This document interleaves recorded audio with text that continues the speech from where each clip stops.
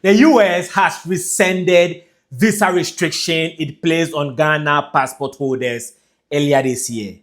Today is September 26, 2025, and Ghana's Foreign Minister Sam Okudzeto Ablakwa shared this exciting news on his X account.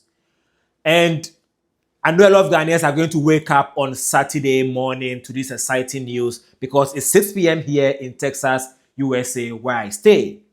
My name is Tenebi Tony. I'm a Ghanaian writer. And on this platform, I share intellectual conversations around Ghana's foreign policy and economy. So if you're an intellectual like I know you are, subscribe to this channel. Now, back to the news. Because it's breaking news, I would be referring to my laptop a lot. So I'll not be looking into the camera as much as I normally do. So this is the tweet Sam Okudzeto Ablakwa shared. Big win for Ghana. The US visa restriction imposed on Ghana has been reversed. Ghanaians can now be eligible for 5-year multiple entry visas and other enhanced consular privileges.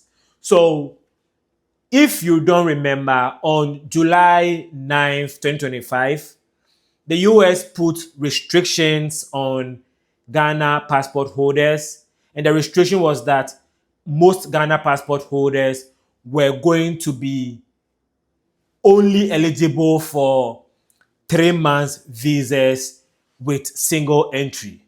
So if you're a Ghanaian and you go to the US embassy and you are given a visa, it's going to be for only 3 months, and you can only enter the US once within that 3 months.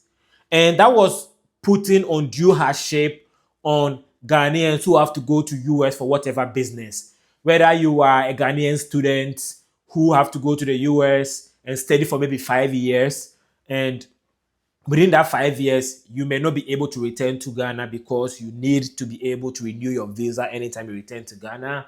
If you're a Ghanaian businessman who does business in the US, and you have to go to the US every 2 weeks or something, it will be very difficult for you. So it was something that was undue hardship.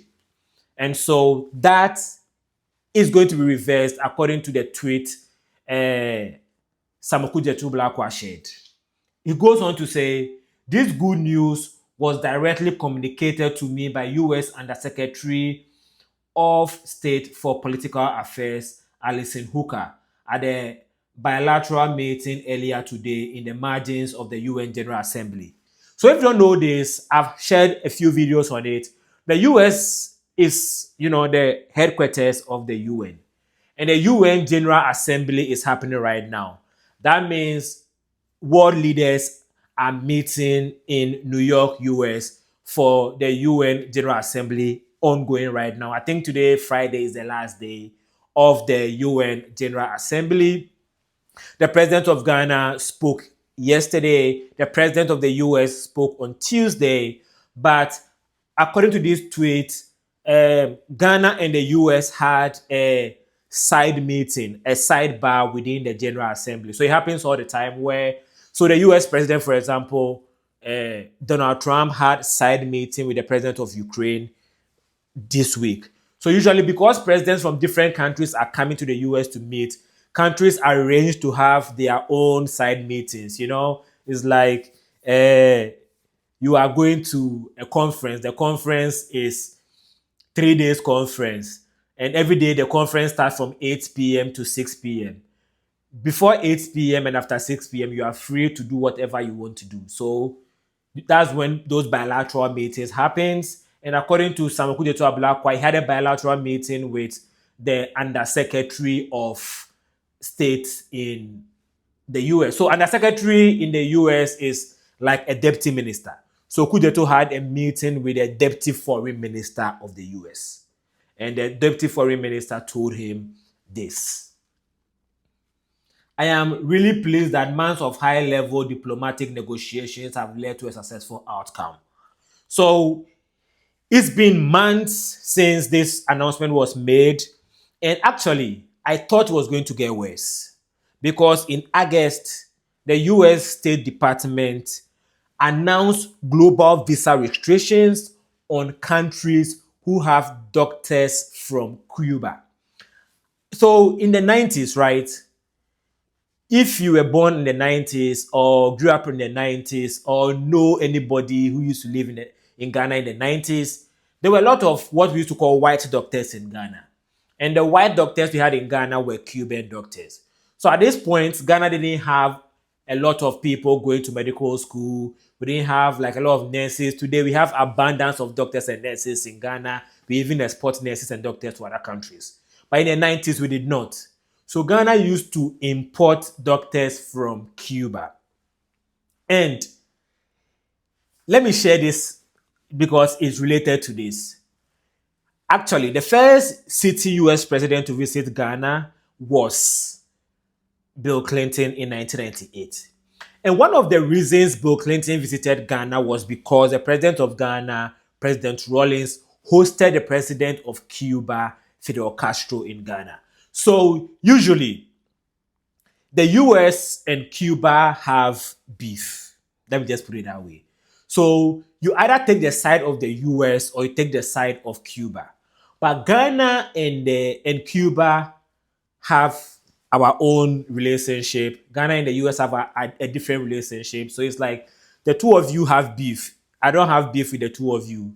Sort your own beef at your own time. Doesn't include me, right? And the current Trump administration is taking the harder stance on countries who have relationships with Cuba. And actually, it's a departure from something that President Obama did. President Obama actually opened relationships with Cuba. So Trump is reversing that and putting restrictions on countries. But luckily for Ghana, Ghana no longer have doctors from Cuba working in Ghana. I don't think so. But the fact that the global visa restriction was announced after the restriction on Ghana was announced means that it was going to be hard for Ghana to get under or get away from the restrictions, right? This was in August. And on September 6, Victor Smith, the former aide to former President Rawlings, was appointed Ghana's ambassador and he received his credentials on September 6. So he moved to the US to become Ghana's ambassador to the US. And this is important because Victor Smith is a very connected man, both in the US, in the UK, in Ghana. Because when it comes to this level of diplomatic relationship, it's not really about what you are talking about. It's really about who you know. So having somebody like Victor Smith, who has been Ghana's ambassador to the UK before, who was a special aide to the president of Ghana before, who have been Ghana's ambassador to Czech Republic, means that Ghana is taking its relationship with the US very seriously. And so Victor Smith went to the US on September 6th, and on September 10th, the third-party deportation deal between Ghana and the US was announced. So Ghana agreed to receive West African nationals who are being deported from the US into Ghana. And the first batch arrived somewhere last week or last 2 weeks, right? And I believe that was the beginning of the reversal of the relationship between Ghana and the US.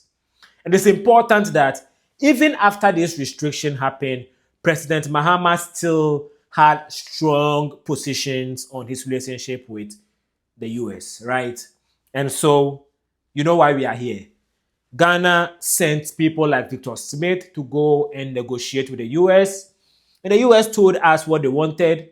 We gave them what they wanted, and now we are getting what we want. Because if you don't remember, some Okudzeto Ablakwa said Ghana did not take money from the US to receive those deportees. So if we did not take money from them, what did we take? Now it is possible. This is what we get for that. And he went on to say, it will be recalled that the US imposed visa restrictions on Ghana, blah, blah, blah. So he went on to explain what happened in July. So basically, I'm saying this to say, now, if you're a Ghanaian passport holder going to apply for US visa and you meet the terms, 5 years visa is a possibility for you. Multiple entries. So That is good news for Ghanaians who do business with the US, Ghanaians who are schooling in the US, or all Ghanaians, And so I just thought that I should share this news with you and break down the timeline of how things happen based on the tweet by the former or the foreign minister. But I want to end with this. While the US have said his reason for putting a restriction on Ghana, I've been thinking about this, right? And if you don't remember this, May 2025, this year, President Trump of the US said there was a white genocide in South Africa.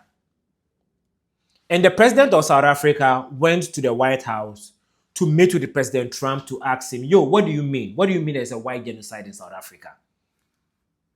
And President Trump was very, very disrespectful to the president of South Africa.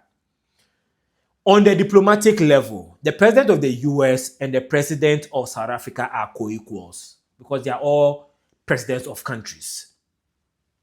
And so, because of the way the president of US, Trump, treated the president of South Africa, some people in Africa took offense, including the president of Ghana, John Dramani Mahama.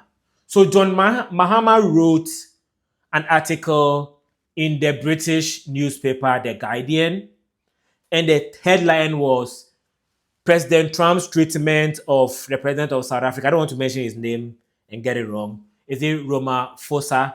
Yeah, Ramaphosa is a big insult to all Africans. So President Mahama went on to break down how President Trump's treatment of the president of South Africa is an insult to all Africans. That was in May. And I'm wondering if, what was the name? Mahama's article has anything to do with the action the US took against Ghana. Here's why. In 1965, the president of Ghana at the time, President Nkrumah, wrote a book that the president of the US at the time, President Johnson, didn't like. Or was it Eisenhower? Yeah, it was President Johnson. President Johnson didn't like. And so they put restrictions on Ghana in 1965. And a lot of people believe that that was why Nkrumah was overthrown in February 66.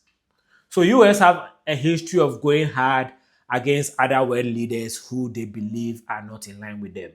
So I am happy to know that Ghana and the US crisis are vetted. Now they are back on good terms. They were always on good terms. While the US had visa restrictions on Ghana, Ghana and the US were still engaged in security-related issues. The FBI made some arrests in Ghana earlier this year. This was happening. The FBI arrest in Ghana was happening while the visa restriction was happening. So those two issues were happening around the same time. And I'm happy that the bad blood didn't affect the good things that were happening between Ghana and the US. So, like I said earlier, if intellectual conversations are things you are into, subscribe to this channel.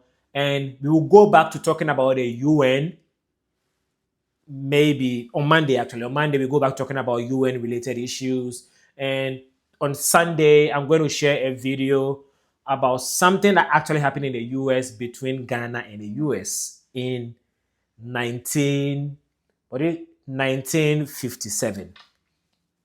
So subscribe to this channel if you are interested in the type of conversations I like to have.